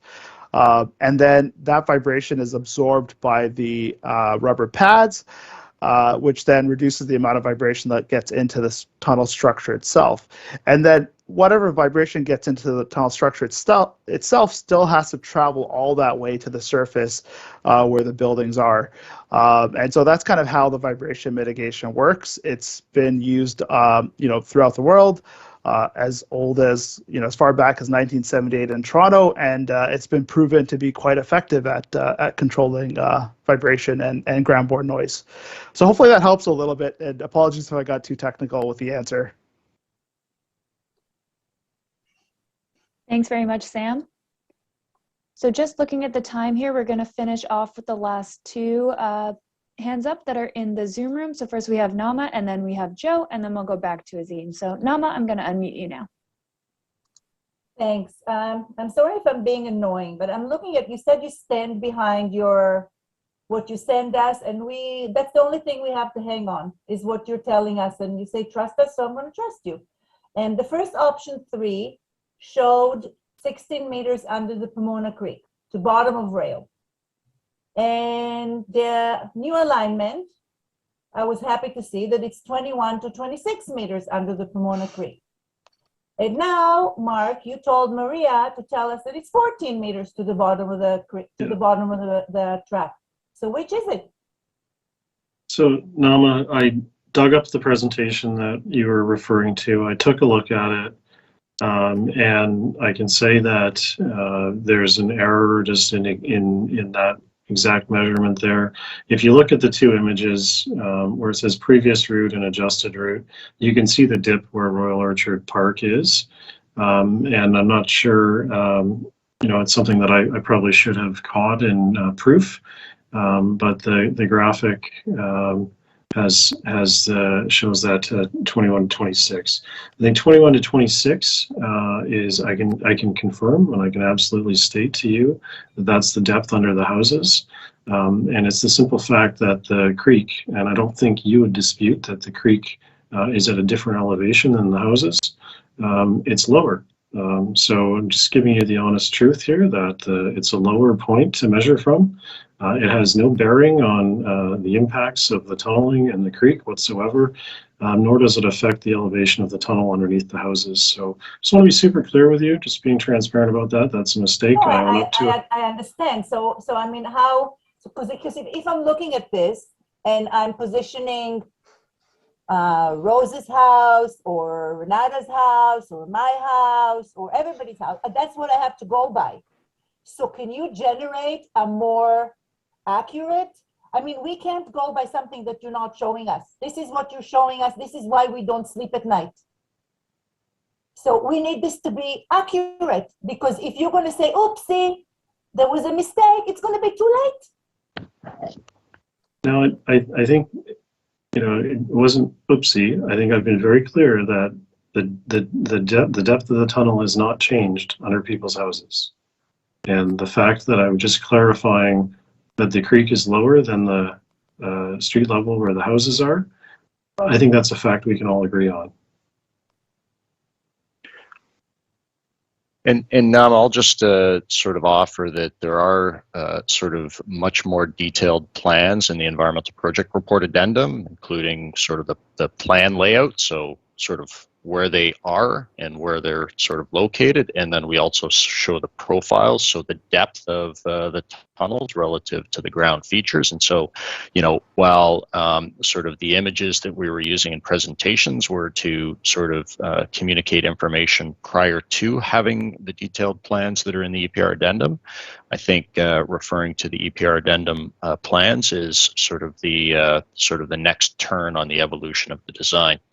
And I'll just sort of reinforce, as Mark has stated, the depth of the tunnel below the community and below the homes in particular has not changed. In actual fact, as we moved from sort of our sort of March presentation material until sort of now where we sit with the tunnels, the depth is sort of increased, but marginally from 20 meters to 21 meters minimum below the homes. Thanks very much, Stephen. Just looking at the clock, we are basically at 8:30 now, so I'm going to go to Joe for our last question. If you haven't had a chance to ask your question, just a reminder that we will answer all of the questions posted on Engage for this event site. So please, if we didn't get to your question, post it there and we will make sure to answer it. So Joe, over to you now. I'm going to unmute you.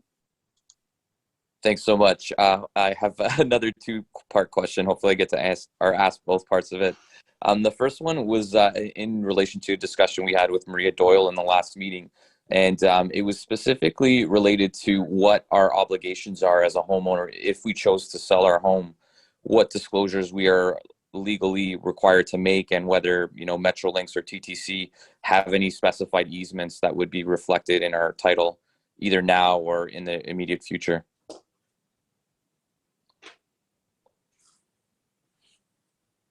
Thanks, Joe. Maria, if we can send that question over to you. Oh, Hi.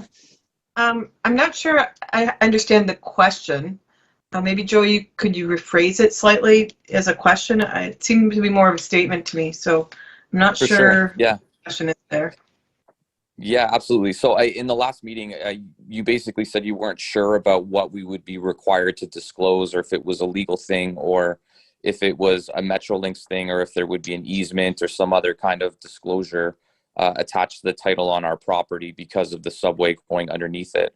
Has there been any kind of further discussion or acknowledgement or understanding as to what our requirements are to disclose? So I'll talk about it in a slightly different way, maybe, and maybe that will help clarify it for yourself. So in the acquisition process, we will be acquiring rights to the properties underneath your house. But in addition to the rights to the property itself for the tunnel, we will also be asking for what we call a supporting easement, which basically says we just want to make sure that anything that you do above our tunnel is not going to impact our tunnel negatively. So there will be an easement on title to the properties that are being acquired for the purposes of tunnels. Does that, so anything in you, if you are actually selling your property, that will be part of the title to your property in future, and that is something that you legally have to disclose in the purposes of sales. Understood. And I guess, like, further to that, is there any kind of notice or public disclosure that needs to be made today now?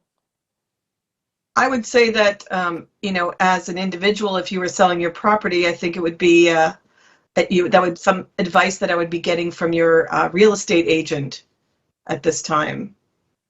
They've said yes. They've said that we openly have to disclose it. And they've also gone further to say that it has a negative and potentially very negative impact on our home because there's no clarity about timelines or when this could happen or what the implications would be, because it would be ultimately 10 to 15 years out.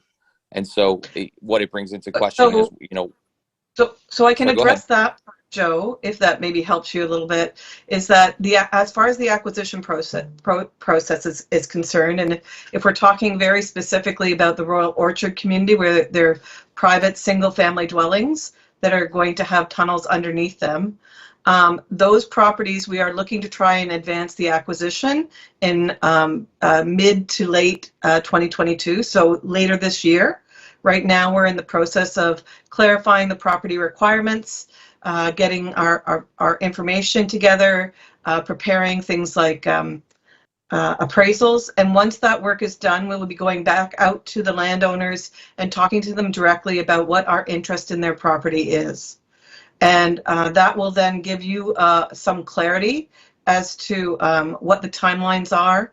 The construction itself is a different timeline, but the acquisition process I can talk to. So. Mentioned, I think initially, sorry, just to segue to that, but initially I think when we spoke, you mentioned that once the subway is up and running or once the construction is in progress, whatever kind of disturbance or noise or any kind of like major disturbance that takes place, that would be subject to a second process whereby we would communicate with Metrolinx the issue, at which point Metrolinx, we would have to file a claim with you to resolve that. So yeah, there is, sorry, go ahead. No, it's okay. You're correct that there is a claims process. Part of it's wrapped into the acquisition process. So they're separate, but we talk to you as a single unit. Understood. Okay. So would it not be reasonable to file a complaint today saying that we're going to have 0.10 or 0.10 RMS vibration and 0.35 decibels of noise disruption today, knowing that those are the standards that you've already put into place? But I'm not sure what you're making a claim against. So I would probably say that you'd have to wait at least till we start the acquisitions conversation before you can start to make those sorts of claims. But even then, it's not about proposed claims, and it's about proposed disturbances. It's about actual disturbances. Okay, understood. But I mean, you guys have basically laid out specific guidelines in terms of the disturbance that's to be expected. So we're just going by the guidelines that you've laid out, that what Metrolinx has committed to. So why wouldn't we be able to make that claim? Why would I have to wait 15 years to make a claim when it's already being impacted in my home value today? Right, but you're talking about we're talking about two different things here. So you're talking about the claim for what you call disturbances due to the operations of a train versus the claims due to the detrimental effect of having a tunnel running underneath it to the land value, which are sort of different elements, right? So the claims related to noise and vibration during the operations of a train are something that have to be proven before they can be determined. As far as the claims for the decrease in value that you feel that are going to happen to your property, that's something that we can talk about during the actual acquisition process. Okay. Thanks very much, Maria. We are past 8:30 now, so Azim, I'm gonna send it back to you to wrap up. And just a reminder that if we didn't get to your question again, we will answer all of the questions on the event page for this site, so please post your questions there. Thanks, Sally, and thank you to all of our presenters and panelists, and thank you all for joining us this evening. Some very thoughtful questions were asked today, and we appreciate the challenge. And as I said at the outset, your feedback is appreciated, and Ali just mentioned we will be answering all the questions that were asked. And if you haven't done so already, you can please sign up for the Yonge North Subway Extension newsletter. You can stay informed about updates as they happen. You can do so on the website, metrolinx.com/Yonge Subway EXT. So with that, thank you again, everyone, and we will see you, for those of you that are interested, next week, March 2nd, for our next virtual open house. Thank you. Have a good evening. Take care.